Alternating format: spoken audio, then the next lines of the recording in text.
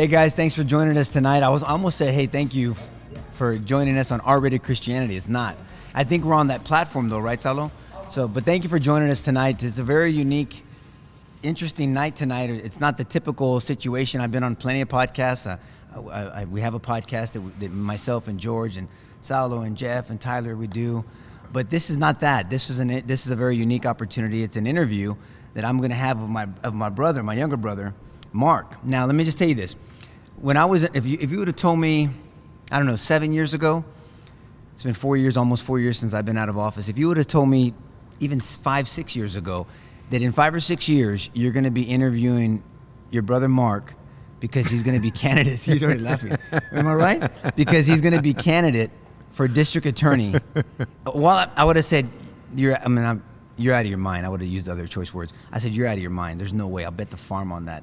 And number one, I didn't know what God had planned for me. It just shows that God has a sense of humor, and you cannot try to think him. Not because Marc's a joke, because he's anything but a joke.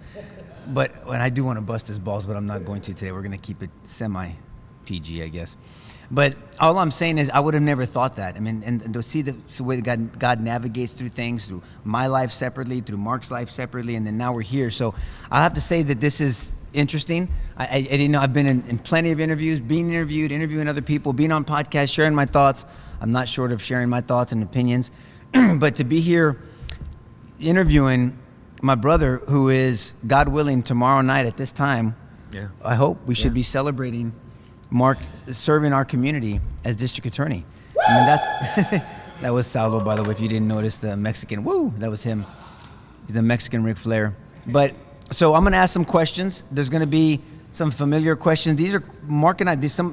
All these questions, if not most of them, because people have been sending things in since we posted them. Friends have texted me. So if I look down, I'm looking at a shit ton of questions that I can't get to all of them. And some will be about our family. Some will be about his personal journey. I'm going to ask him about his faith. I'm going to ask him about politics. We're going to talk about campaigning, the race, his thoughts, what we have in common, what we don't have in common, because there's things we don't have in common. We over our life, over our adulthood, we don't have a problem disagreeing with each other, and we agree on a lot of things, by the way, though. And so we just might, without getting into too many details, but talk about some of those things like that. So I'm not going to bust your balls, I promise. I'll try not to. But first things first. So we grew up together, obviously. I was the middle of three, and you were the youngest. Don't laugh. And so people have asked, what was it like growing up with Mike and I? Not in a funny way, but I mean, being so much younger than us. Yeah. I mean, you and I are 6 years apart. Marc says that people ask who's older. I'm older by 6 years, by the way. He hates it.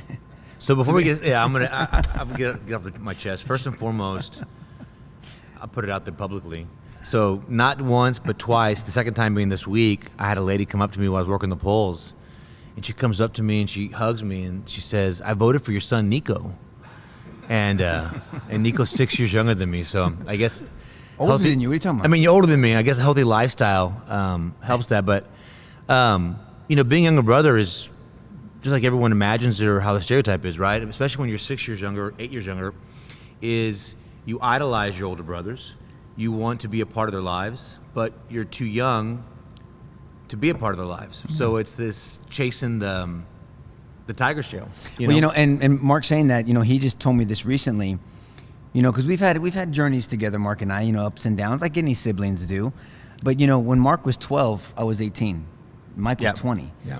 Mike, our older brother, is in heaven with the Lord. He went to heaven in 1996, August 15th. But so yeah, I never looked at it that way. So yeah, Marc was 8 years younger than Mike and 6 years younger than me. I mean, so we've really gotten to know each other in our adulthood. I mean, we're around each other. We lived together, but yeah, we didn't become friends until we were adults. Because you that far apart, you have too much not in common. Yeah. I'm playing with G.I. Joes and you weren't. Yeah, I was playing with. Yeah, I don't know. But so let me ask you this then. So when did Pop was in politics? I never thought I was going to get into politics. I mean, when you're arrested for selling drugs and going through what you and I went through with Mike passing and dealing with his murder, and we'll get to that in a second because Marc and I we've never talked about this except maybe one or two times in the last just 6 months to maybe 8 months. Yeah. And so Marc went through a different journey through dealing with Mike's passing versus I've been very vocal about it. in ministry opportunities, whether it's prison ministry or just dealing with people, and just it's part of my journey, and it's part of Marc's journey too. But when did politics get on your radar? Because you've been criticized because you voted in the Democrat primary, because I ran under that platform, obviously, and you wanted to support your brother. But you just told me this before we started. You've always voted Republican. Yeah, and my first election was Bob Dole in '96, W in '98, and W again in 2000, so on and so forth. What drew you to the Republican Party early on? Because for me, I didn't see. I saw a lot of similarities between Democrats and Republicans, and I talk about the old school blue dog Democrat. Not today's, ideological shift that it seems to have happened in the Democrat Party nationally for sure, and locally it seems. But what drew you initially to that? Probably back then it wasn't God. I had to come back to God. Story, yeah. It was what I viewed as love of country. Growing up, I wanted to be two things: either a teacher or join the military. I remember that. And so I've always had a lot of pride in my country. I've always believed in the Second Amendment. I've always believed in the right to defend ourselves and others. I've always liked numbers and fiscal ideas, and so it made sense to me. I think when you're that young, you don't even understand why you're really doing it. You kind of fall into general ideas, and then as I got older, I realized the values, even more so than that, really exemplify what I found true, what called me, and what I think worked. Well, and so this jumping into politics, we'll just jump into that question then, I guess. Was it what you thought? Because look, and people don't know this, because I got this question a lot, and he can call me out, call bullshit on me or whatever, but he'll tell you. Marc told me that he was running for office over text. Yeah. Right? Yeah. And that's the truth. This wasn't some sit down. It was, I had already committed to supporting Meredith, your primary opponent initially, because she had worked with me when I was DA, and she did a wonderful job serving our community, and she's a very good prosecutor, good lawyer. And so you didn't tell anybody. Mom and Pop didn't know. No one knew. Erica and me. That's it. Erica's his wife. And so you texted me, and I thought you were joking. I said, "Are you serious?" And I don't know what. I'll have to go back and look at the text, but what made you start thinking about running for office? Because that wasn't something I never. If you would have asked me, "Hey, is your brother ever going to run?" The answer was always no, because you, in your own words, you were comfortable being in the background. Yeah, not no, but heck no. I thought I would never run for office. Never say never. I've learned that. It wasn't a I got you moment. It was probably a slow progression. I think it was a professional and a personal. Professionally, we do criminal defense, and there got to be a point where cases were getting dismissed. It was great, but it got to a point where the dismissals were under this current administration. Yeah, I'm started thinking, what's going on? The not guilties were growing. The pleas were getting soft. When we kept seeing the same people reoffend. Professionally, that's great for business, attorney, but you started seeing that, that circle, that cycle of people going in and out. And then personally, selfishly, I could tell people I ran for the most selfish reasons possible. But everyone doesn't know. I've got 4 children, 15-year-old, a 4-year-old, a 2-year-old, and 11-month-old. That's right. And Emily, my oldest, I tell her 2 things. One, I'm closer to dying than I am to living. I won't be here forever to protect her. And even if I could be here forever, I can't be everywhere at once. And it's not a question if crime is going to visit us. What has visited us, right? But like the next couple of years, everybody. Sure. It's when it does, there's a good chance they're going to get away with it. And I couldn't live with myself if I knew that I didn't do anything, knowing that it's coming. And I've heard you say in different. Because I'll share my thoughts honestly. I didn't want you to run. I tried to talk you out of it. That's true. And it wasn't because I know what the position takes. I know the bullshit that comes along with politics and the backstabbing and the fake people in there. And I didn't know at the time if you were running for the right reasons. I didn't know, because we had not talked about it, and you had never mentioned it before. And it was out of love. It was more of a defensive big brother, don't do it. And I should have done it if I knew you were going to do it again, but I didn't know. But I will say, Marc, and I'm going to say this to you, you really matured into this position. You really did. I told you the night, and if anybody can watch, you go back to the night of the primary when you did that KSAT 12 interview. I thought, damn, he's arrived. and he's going to continue to mature into that position. You gave a great interview. You were comfortable in your skin. Your answers were authentic and sincere, because I know you and I knew what you were saying. You were consistent with what you say in private, because I can't stand politicians that say one thing in private and something different in public.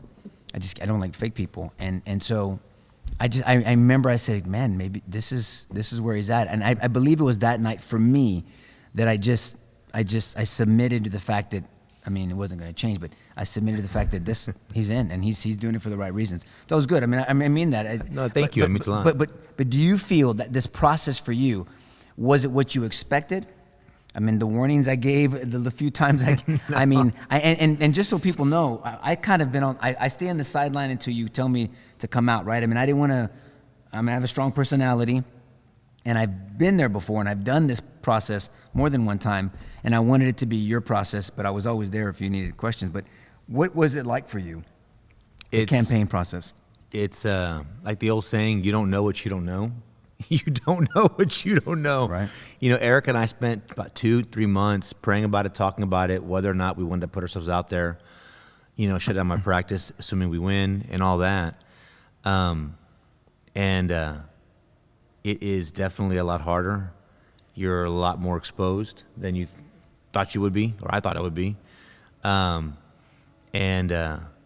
It's definitely not, in some ways it's not what I expected in a bad way. In some ways it's not what I expected in a good way, meaning that the closer we get to winning this election, the closer that I realize that this position has, I love being a defense attorney because I love protecting people and fighting for them, yeah. But you're stuck with one person at a time.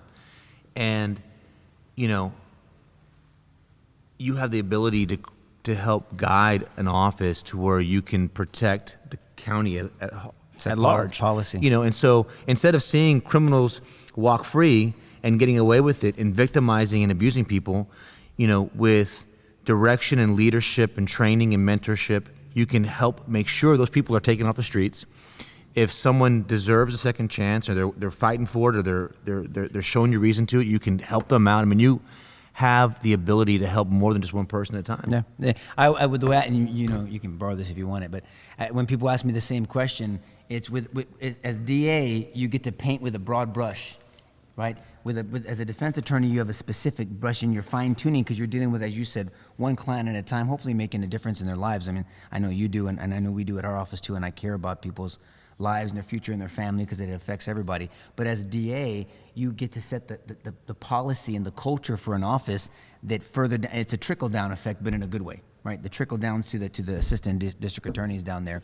Now, when it comes to campaigning, because you talk about being a neophyte. Did you volunteer at any campaigns? Because you didn't. I did yours. I did block walking for you. You did? Where? Uh-huh. On both campaigns, or the first two. There you go. I didn't know. Thank you by the way. And stuff like that, but I never did anything. Aside from that, strategy, you didn't do any of that stuff. No. Fundraising, all that. No, it's different. It's different. And so, what do you now that you know these things? What do you think about? I've been asked this question a lot. The turnout, the fact that such a small group, when you think about the populations of any city or state or this country, get to decide for everyone else.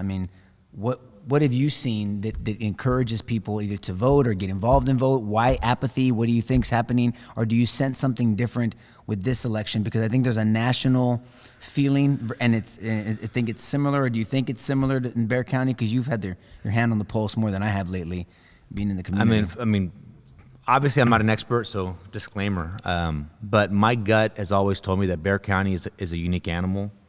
It's not exactly tied to the national. I don't know. All I know is this, is one of the things that terrifies me is the fact that our voting populace cares less and less. They don't realize, or they don't appreciate the power and the privilege that voting is, that the power is in the people. Absolutely. And we're giving that power away, which terrifies me because I'm terrified of a big government, because I believe that people are corruptible, and if you give them too much power, unchecked, that unchecked power is going to corrupt them. And so I'm seeing that people give the government power and wanting to give them the power and not caring. I think the voter turnout is 380,000 out of 1.2 You're talking about early voting in Bexar County? Yeah, early 1.3, voting. almost 1.3 million registered voters. Not population registered. Registered voters. There's 380,000 that have voted. Even if another 200,000 show up on Tuesday, what is that? Less than 40%, 35%. Terrifies me. Well, it really, and it should. I mean, there's a lot at stake this time. There's no doubt about it, not just national. And if we're not coming out statewide. now, I don't care what side of the aisle. I mean, if you're not experiencing something to motivate you now, what will? I don't know. Well, let me ask you this, because you've been out there, and I know you've worked on the west side and south side, and our mom went to Harlandale, and then Mike and I spent a lot of time with grandma on the south side. Growing up on Flores Street and Clutter, near down there. But so what have you seen? Have people embraced, or have you felt a difference, or are people open to, like, man, I don't care, Republican, Democrat, I just don't feel safe, or what's I mean, I'm sure there's people that don't support you because, look, when you're in the office, and God willing you'll be there, you can't keep everybody happy. You're going to have people that don't like you no matter what, just the way it is. You just have to be comfortable being uncomfortable sometimes, I tell people. But what was the feel when it came down to partisanship, Republican versus Democrat, or was it more about issues? So I've seen two things. One, there is a strong partisan divide, just generally speaking. I vote Republican, I vote Democrat, I never vote Republican, I never vote Democrat. And so we focused our messaging. I mean, I'm not ashamed of my beliefs. It's on my billboards, my signs, my shirts. Right. But I never focused on smashing it down their face. I just focused on, I asked myself, what motivates me? What do I care most about? For me, it was safe streets, safe families, so that we can have safe businesses. Because, the analogy I always give, I mean, you're obviously shredded, you got your veins popping out, and I'm more pear-shaped. But I like food. But, that old saying, I'm fat because I eat, and I eat because I'm fat, I think that applies to crime. Crime runs off good businesses and good people, and as we run off good businesses and people, crime fills that void. And so what we've seen, north, south, west, east, inner city, rural, urban, everything in between, the number one thing that people care most about is safety. And I didn't know you were going to say that, but I'll tell you what, I don't know if I told you this. I think I did. I might have texted you or called you when I was driving. I've seen two, and I'm sure there's more, because you said that someone had told you the same thing.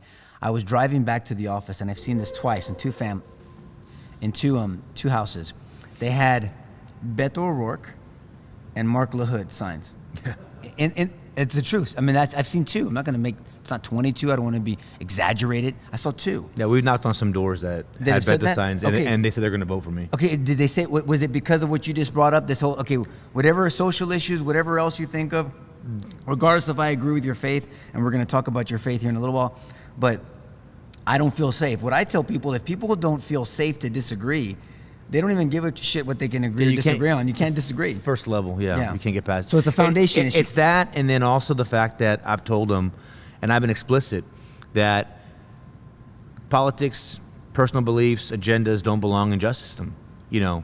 It's the law based on the evidence and the history, and that's it. I don't care about public opinion. I don't believe it. I don't believe the media or anything should alter it. 100%. It needs to be the law is the law is the law to make our streets safe, hold people accountable, and get justice for our victims.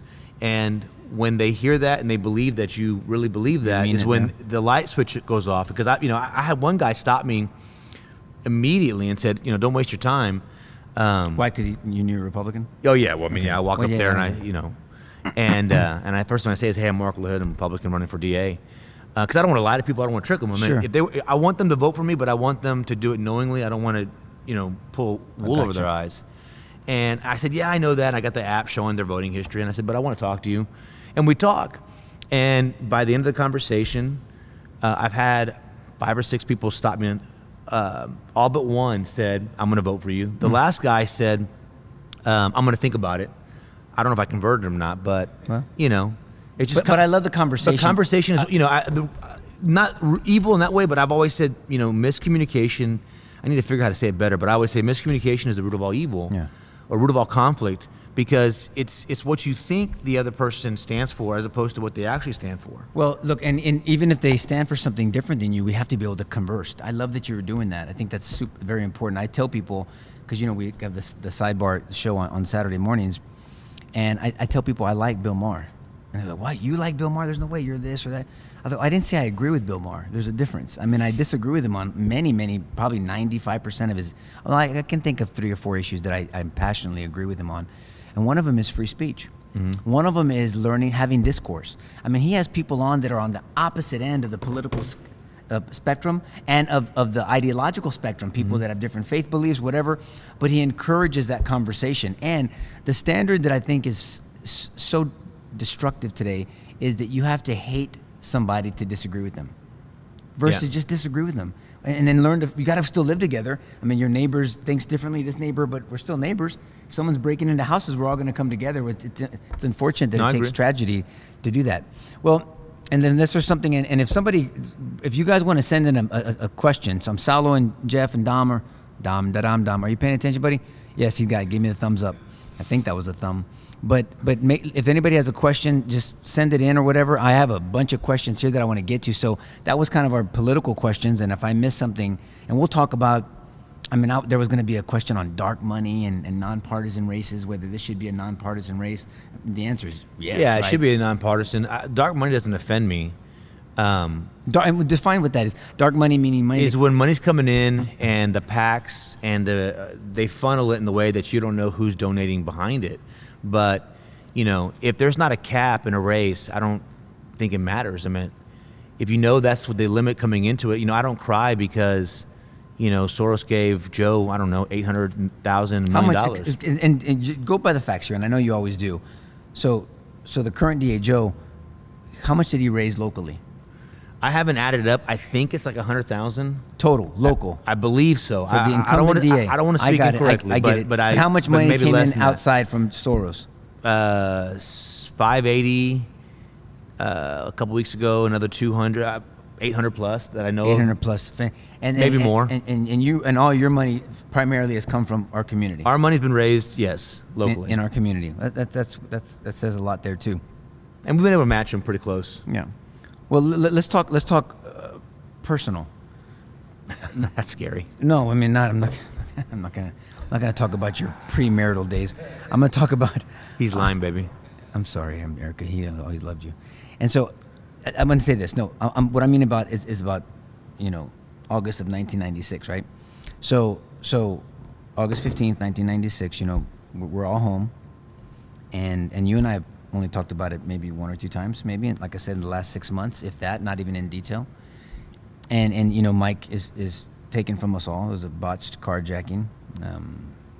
And you walked out there, I walked out there, Mom and Pop were there. Alma, Mom's sister, was staying with us for that period of time.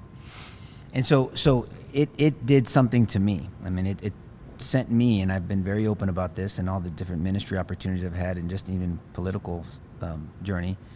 It took me down a road of being very angry. Angry at God. I mean, I was born and raised Catholic, as you know. Mike and I went to Catholic school. Mike went to San Antonio Christian School at some point, and I stayed in the Catholic diocese and Catholic schools.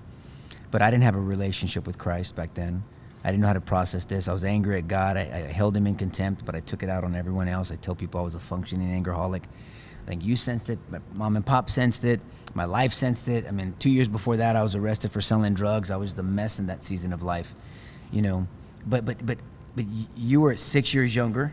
So I'm trying to remember, you were what, 13? No, 17. You were 17? Yeah. I was 20. A month from being I was 23. 18. I was 22. Mike was 25. Okay, I was born in 72, 96. I was 23. You're right. You're right.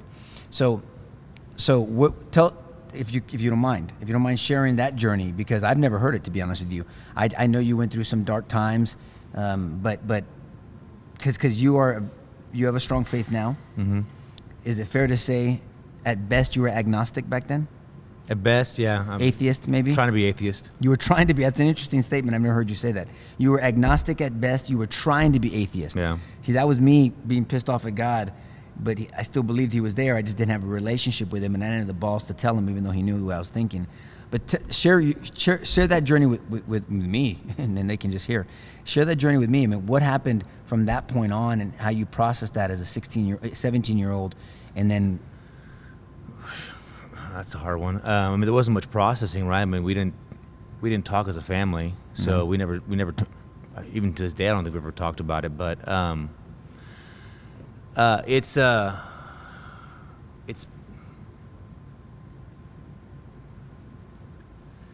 hardest thing to ever accept is that everything good and positive that has come in my adult life has been as a consequence of my dying, and including coming full circle with coming back to Jesus. I meant, I turned back on God, I don't know, 13 or 14 years old. I thought I was too smart for it all. And had a conversation with Mike. We were all at the table, but Mom's birthday a couple days before. And our mom's birthday is August 12th. Yeah. Mike passed away 3 days later, right? Yeah. So two and a half days later. Yeah. So we were at dinner. We were at dinner. I don't remember this, but we were at dinner at Type A. Okay. And I don't know how we got on the topic of religion, but I just said, God, there's no God. Y'all are so stupid. There's no miracles. People wrote that just so you could sleep easy at night, and you can live in your fantasy world. And Mike's response, and I'm not talking bad because I idolize Mike, right? I mean, he's my big brother, and he, in a lot of ways, he took me under, he taught me how to drive stick, taught me how to parallel park, taught me some other things, but he was 25 years old, living at home, never had any kids, didn't have a real job, and was still at SAG, and so he had no real world life experience. And without skipping a beat, he said, "Babies are a miracle." That was his answer. That was his answer. So I was like, yeah, right, whatever. I blew it off. Fast forward 25 years later. Was there a discussion after that, or that was just his answer? No, that was his answer. He said, "Babies are a miracle." Yeah, Okay. babies are a miracle. And we argued some more, but that was, and he had that real deep voice, "Shut up, you idiot." But and that was, basically the end of the conversation. And then fast forward, 25 years later, I meet Erica, I meet Emily,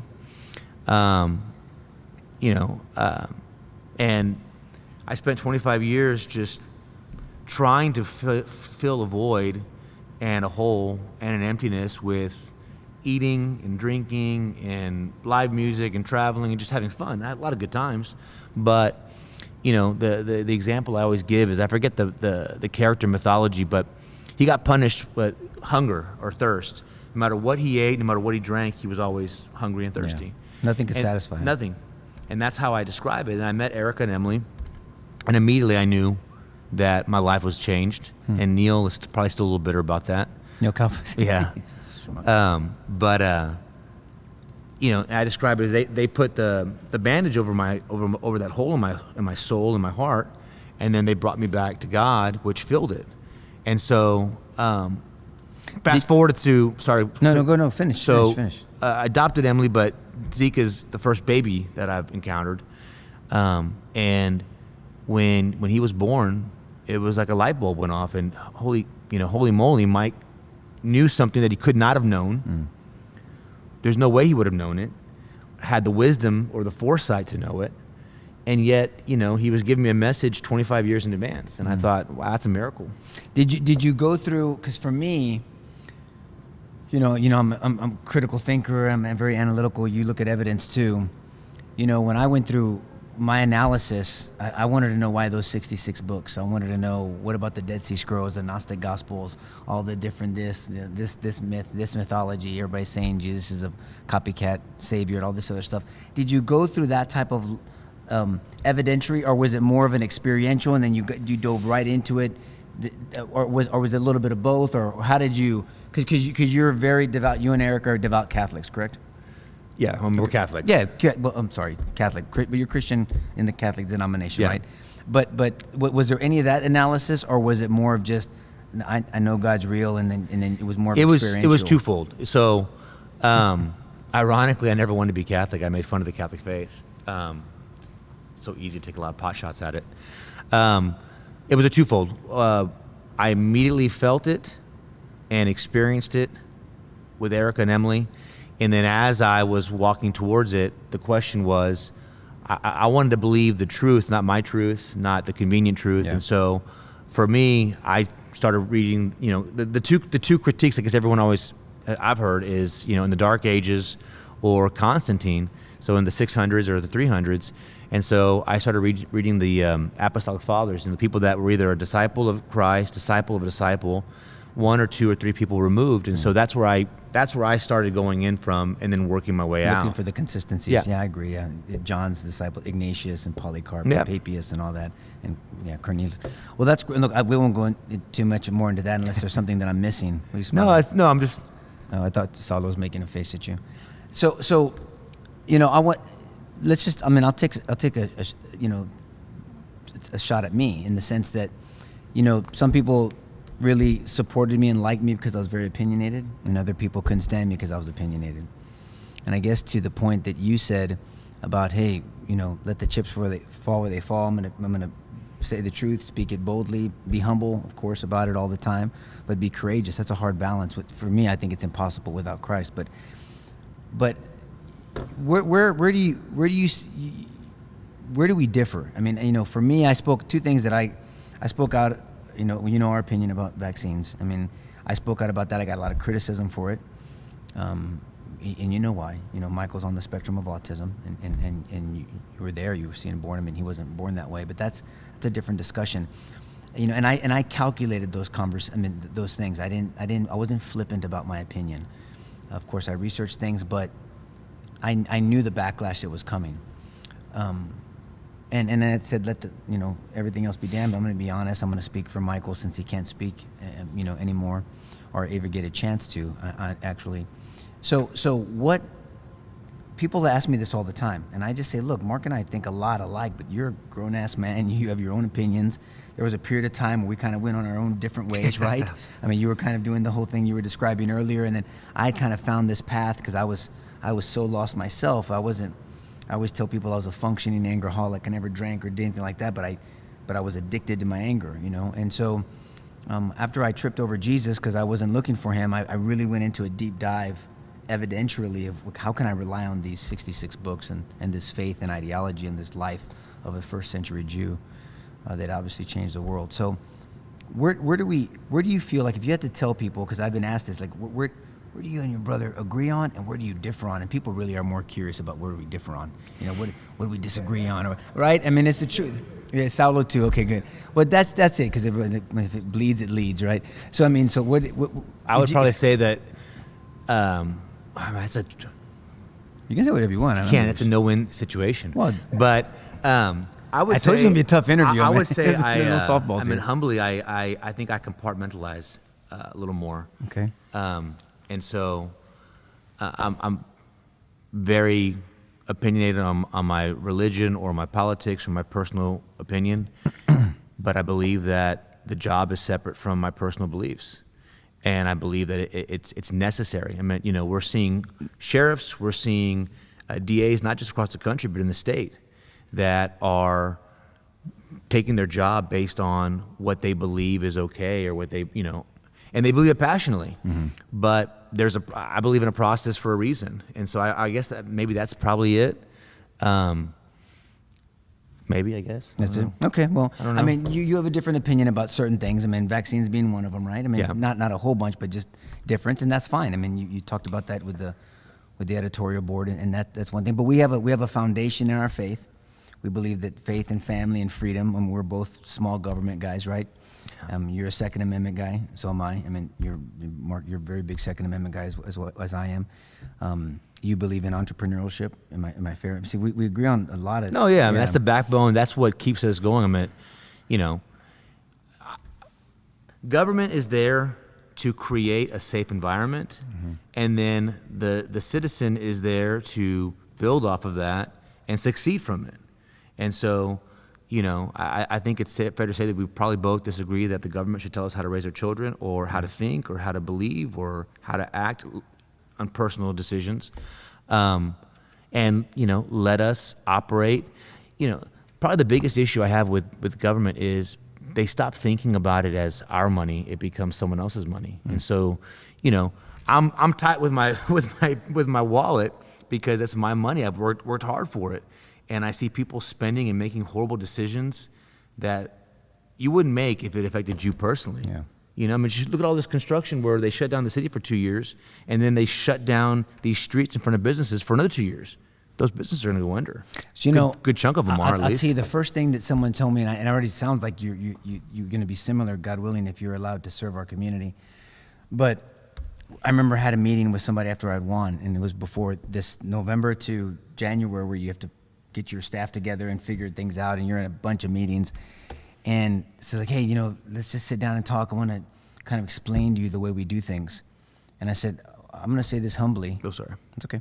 I'm going to say this humbly. And hear my heart when I say this. Please don't ever say that to me again, the way we do things. I don't know how anybody else does things. We're going to do things right. We're going to follow the law. You know, we're going to change up the culture here. So I don't know how we do things around here, but I'm not part of the we, and it's what's best for them out there, and that's how it seems like. Because people have, you know, when someone comes from a political quote unquote family, we're not the inside baseball political family. You know, Pop, you know, I think set a good example for us. As No, he did. Man of service. I mean, he's 85. God willing, he'll be 86 in January. But I mean, you know, he was a mental health judge. He served in the Army. He retired as a lieutenant colonel. He was a county court judge. He served his clients for years. I mean, 50 years? Yeah, 67, so 55 years. 55 years, close to it, you know. And he's just set a good example for us. And it was never, I will say this, and I'm going to speak for Marc, but I'll let you take over. It was never a go along to get along attitude. No. Yeah, we don't just go along to get along. And that's going to be tough because in that position, you're the outsider stepping in, but you're stepping in with the biggest key. I mean, the DA position is a powerful position, and we need someone of good moral character and compass and courage to be there. How do you plan to, have you thought about personality-wise? I mean, you know, no one wants to seem like, oh, shit, I'm the new kid on the block, but you can't show it, but then you don't want to overcompensate for it. Have you thought about that? About if are you just so focused on the process that, hey, you know, I'll cross that bridge after November 8th, God willing, if it Yeah, works I mean, out. at first, I mean, you don't count your chickens before they hatch, and so I have a rough outline on what is going to happen, and some of it you don't know yet, right? I mean, you know, you don't know all the intricacies of it, but I believe the solution is always simple on paper, and then executing becomes more difficult.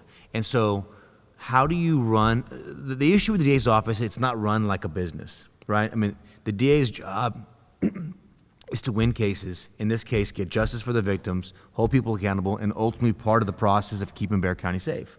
And so how do you judge that? Well, you judge that by moving your caseload efficiently and effectively. You judge that by, if you seek a trial, getting conviction, because you shouldn't be seeking a trial that you don't think is, 100%. you know, Yep. trash.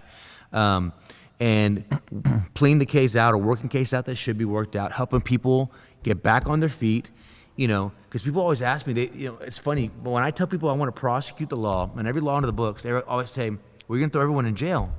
And I go, that's the dumbest thing I've ever heard. Because it's an ignorant statement. One, prosecute just means to initiate and go forward with the criminal proceeding. But I'm a pragmatist, right? So if you throw the book at everybody, all that happens is defense attorneys just set everything for trial, and you get a bunch of dismissals. But it's not justice either. Well, yeah, but I mean, just pragmatically speaking, is you're going to get a bunch of dismissals that shouldn't be dismissed.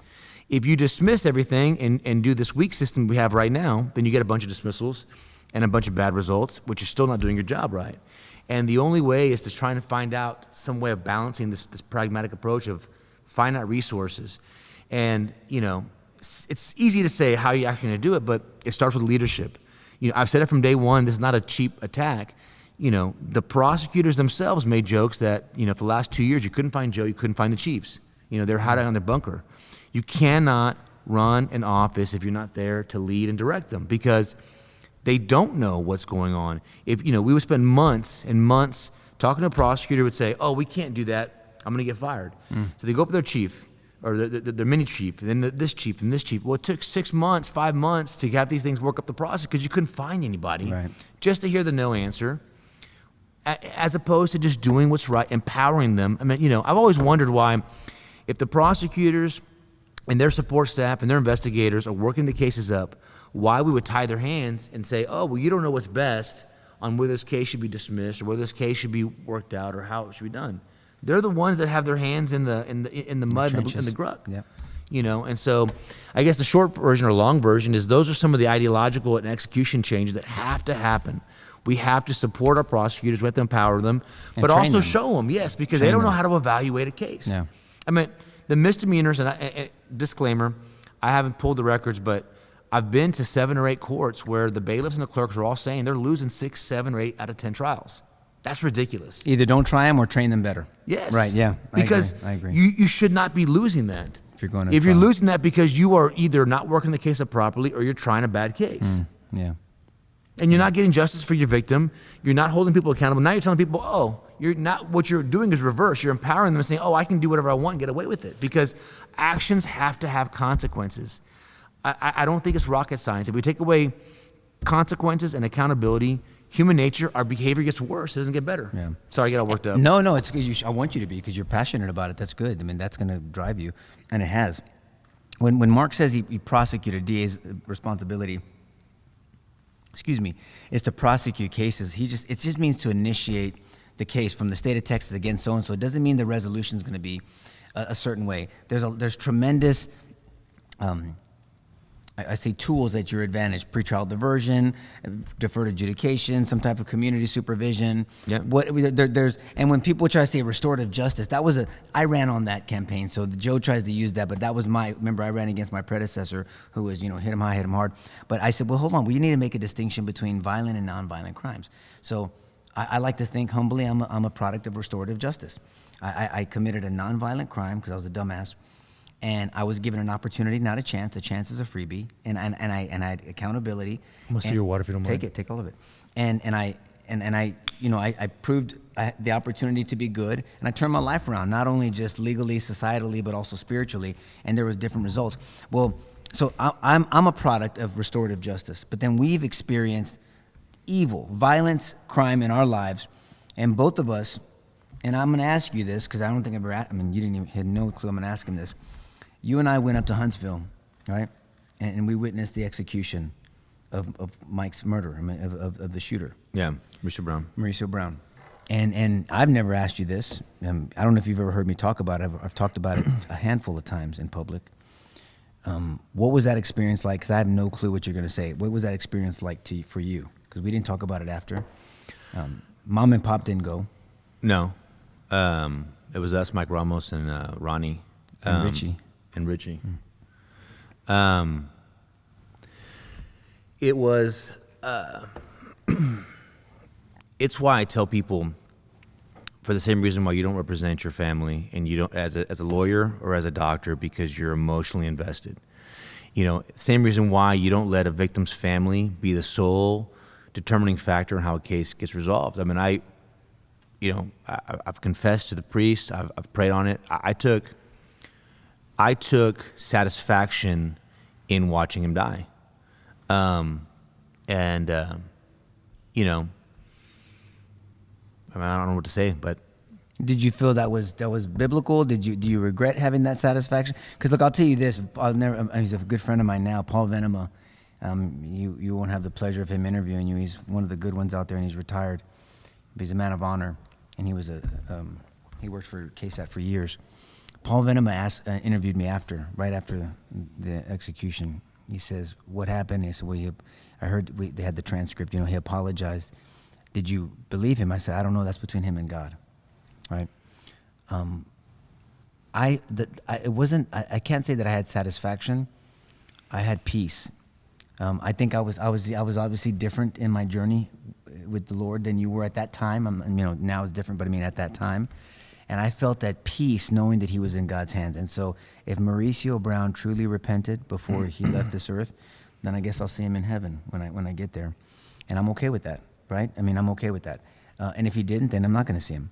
But I was at peace knowing that true justice had occurred, right? There's nothing that we can do on earth to somebody to get, but it also, Marc, I'll tell you this, and I'm going to just say it, and you might have a different opinion about this. We haven't talked about a lot of stuff, obviously, you can tell over the years, but it's okay. When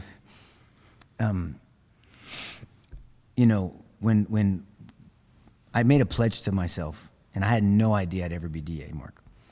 But when Governor Perry at the time did not respond to our family after he commuted the sentence of Kenneth Foster, the guy, the co-defendant and the driver and the mastermind, the one that the jury decided on first because he was on probation for shooting 2 other people before Mike's murder. And by the way, just 6 months ago, he allegedly murdered his cellmate and he's facing capital murder again. But then Governor Perry would not meet with us, remember? And we had people ask, state reps, senators. He wouldn't, because we wanted to know why he commuted the sentence. I mean, we were driving up again, remember? And we were getting calls from the Associated Press. Hey, I think the governor commuted the sentence. No, I don't think so. Yeah, and they called 3 or 4 times, and I was like, no, we called Huntsville. No, keep coming. We haven't heard anything. The Board of Pardons and Parole hasn't sent anything to us. Okay. We kept going, then finally the Pardons and Parole, Huntsville called us back and said, hey, guys, I'm sorry, turn around. I made a pledge to myself.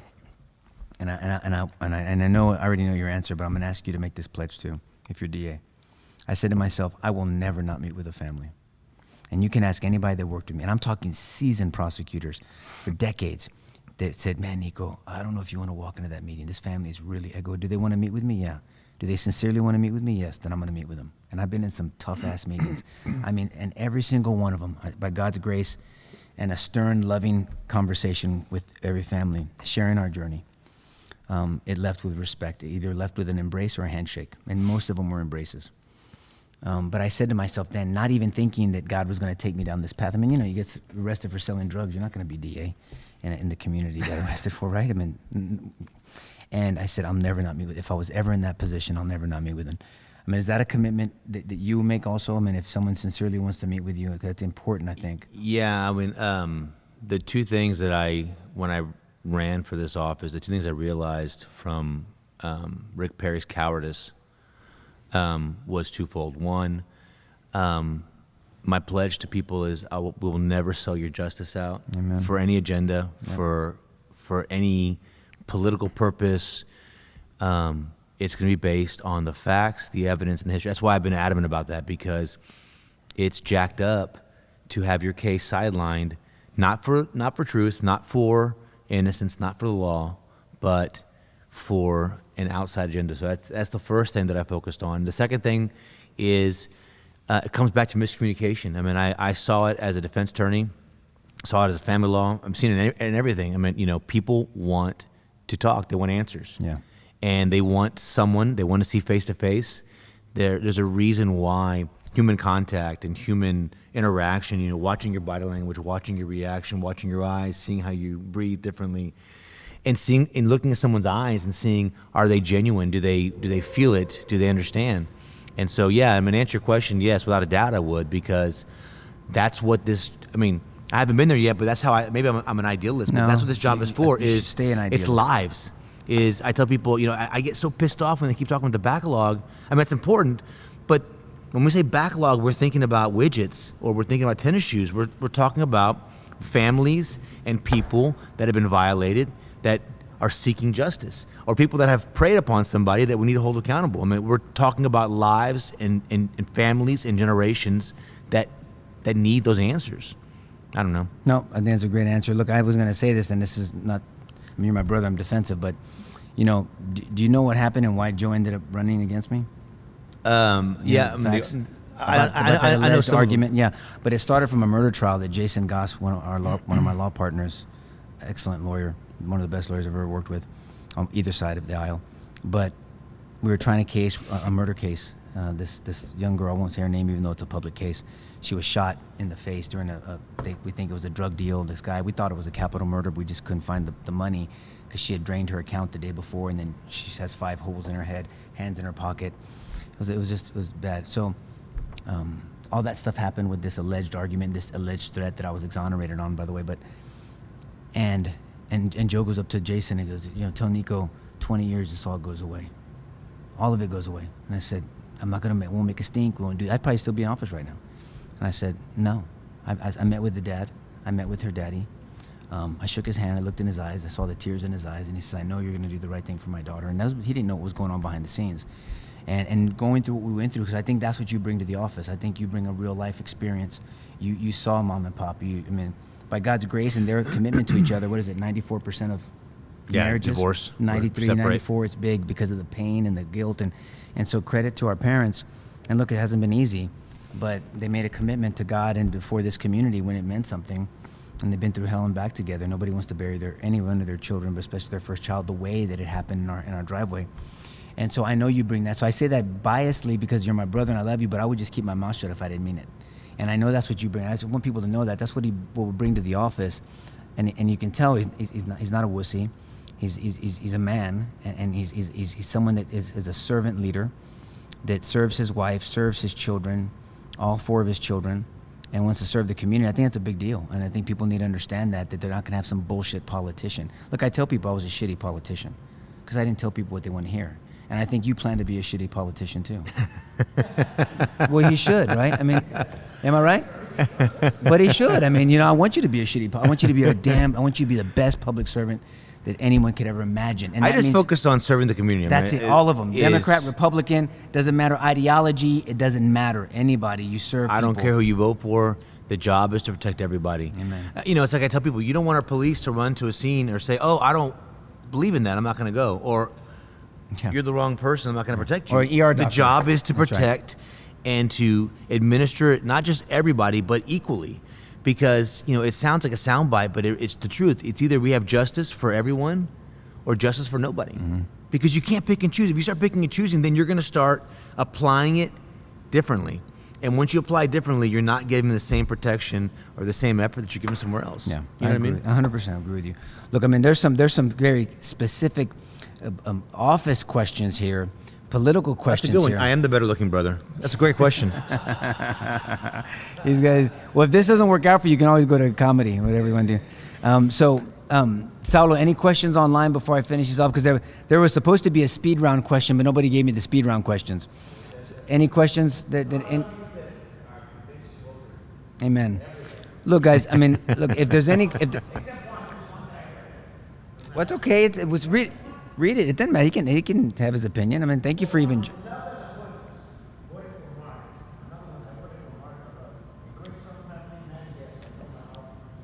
Well, thank you.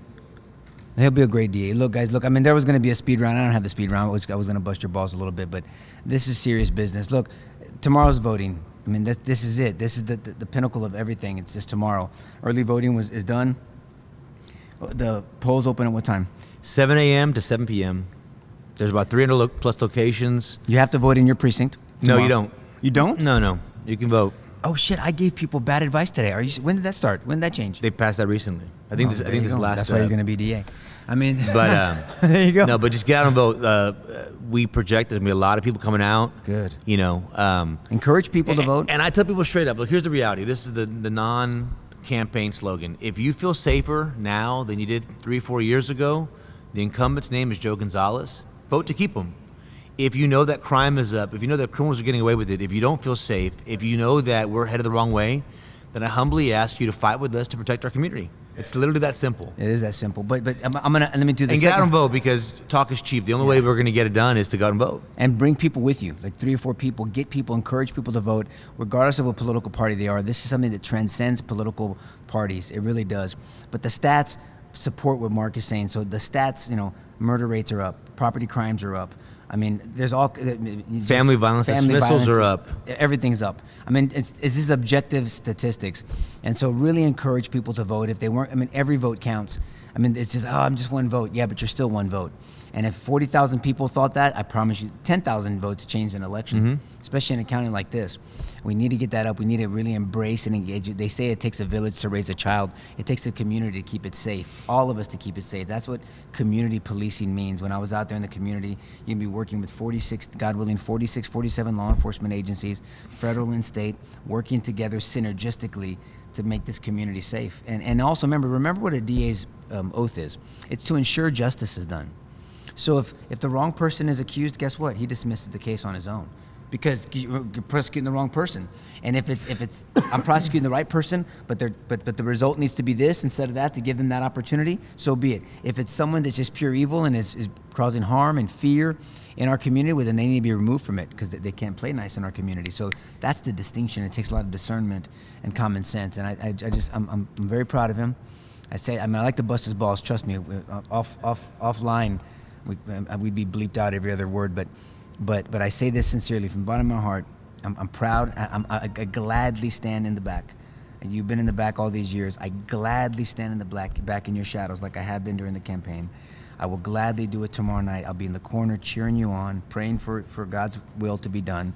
I hope his will is that you'll serve our community. I know you'll serve us well. Thank your family and Erica and everyone around you, your children, for being involved in this, because you're not running for office. Everybody's support. You can't do it without them. And so that's very important. So I'm going to ask everyone to humbly get everyone they know, share this. If someone wants to get to know Marc's heart, forget all the campaign bullshit and all the debates. This is just a conversation. But encourage Republican, Democrat, Independent, first-time voters, hopefully they're registered, to vote at least for Marc Lahood for Bexar County District Attorney. Any last comments? Yeah, like Pop says, do something good, vote Lahood. There you go. Do something good. You're welcome, Pop. Vote for Lahood. There you go. Vote Lahood. There you go. God bless you guys. Go out and vote tomorrow. Hey, Thanks for joining. I love you. I love you.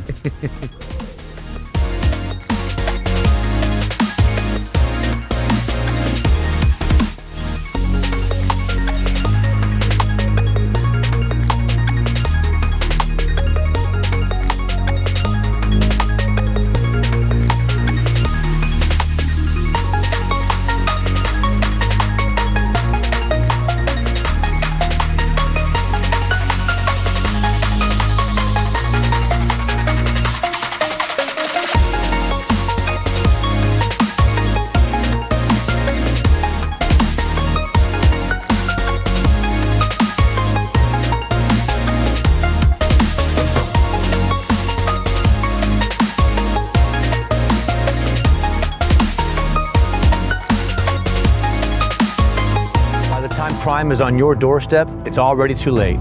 We need to stop it before it knocks. Right now, crime is worse than ever, and Joe Gonzalez is bankrolled by pro-criminal radicals who've paid millions to early release 645 Bexar County criminals. Crime is surging, and Gonzalez won't work with police, won't prosecute property crimes, or possession of heroin, meth, and fentanyl. As DA, I'll work with police, enforce our laws, and put protecting our families first again. By the time crime is on